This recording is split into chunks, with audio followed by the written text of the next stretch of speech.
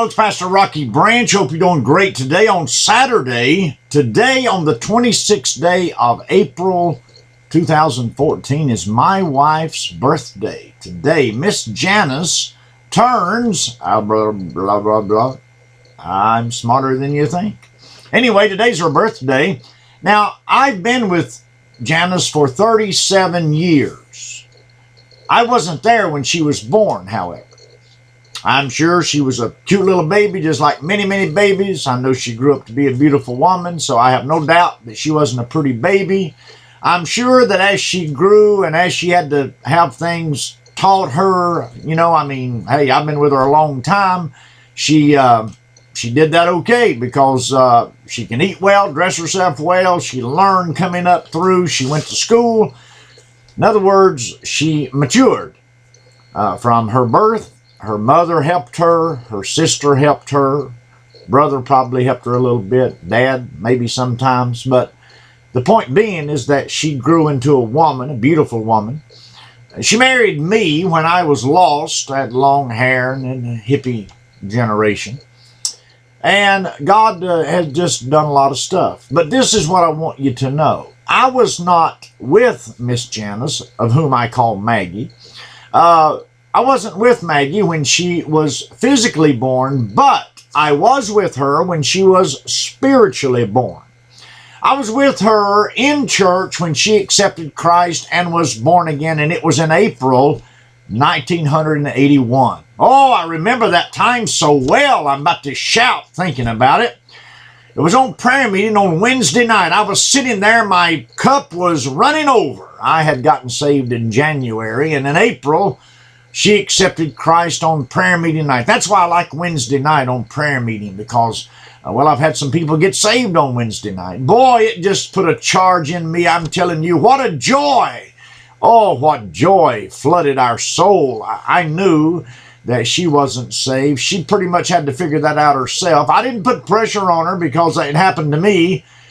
It was just something that God had to do in her. You know, if you have a loved one that's not saved and you're praying for them to get saved.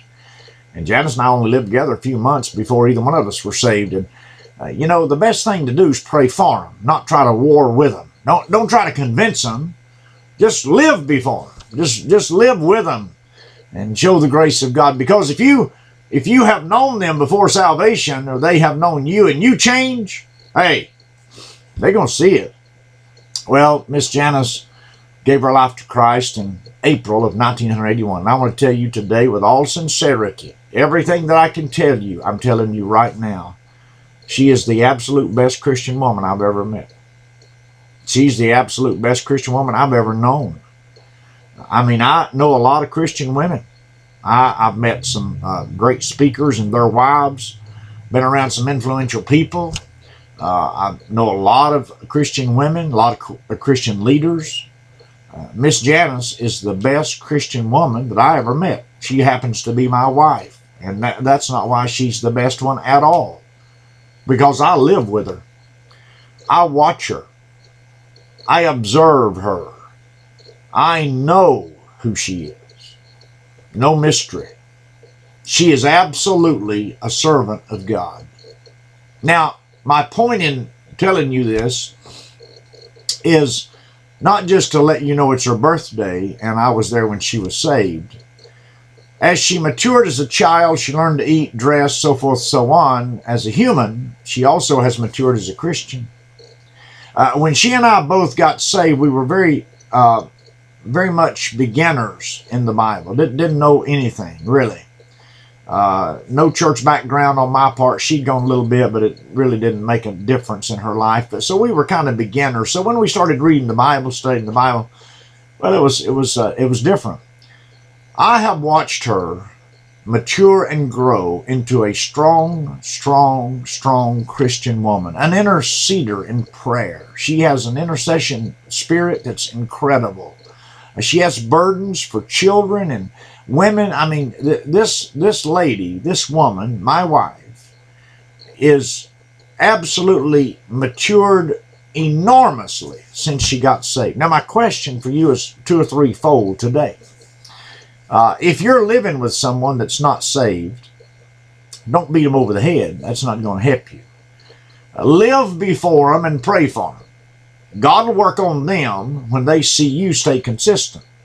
Number two, when you are saved, there's a growth expectation of you from the Bible, from God, and from those in your family and those in church, because you're supposed to change when you take on a lifestyle of following Jesus Christ.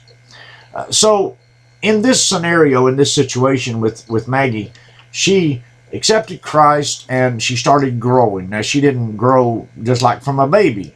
Brought her home from the hospital. She didn't jump up the next day and put on teenager clothes, and she didn't do anything for a while. Little baby. Same thing in the spirit, takes a while. But after these years, 34 years, we have been married this year, and you think about that for a minute, she has matured tremendously. I mean, she is as solid as anybody that I know or ever met. I'd count on her prayers more than any man I know. I'd count on her prayers. Why? Because I know her. I don't want anything from her. I've got her. I want you to understand, and I'm just telling you that I live with this person, and I know what I'm telling you is true. She is an outstanding person. Now, she has flaws just like everybody else, but that's just character flaws, shortcomings, things that everybody does from time to time. Now, she has a very small amount of them, but everybody has them, so I'd be wrong to tell you that she never makes a mistake, because she does, but that's not my point. My point is her spiritual growth has matured. And she has still growing to do, as all of us, and she is still maturing, as all of us. But my efforts to accomplish this video for you is she has made enormous progress and still making progress because she put something in it. Now, you might have been saved a long time, and you may still be in kindergarten or elementary school. You might have not grown on up into high school or undergraduate school.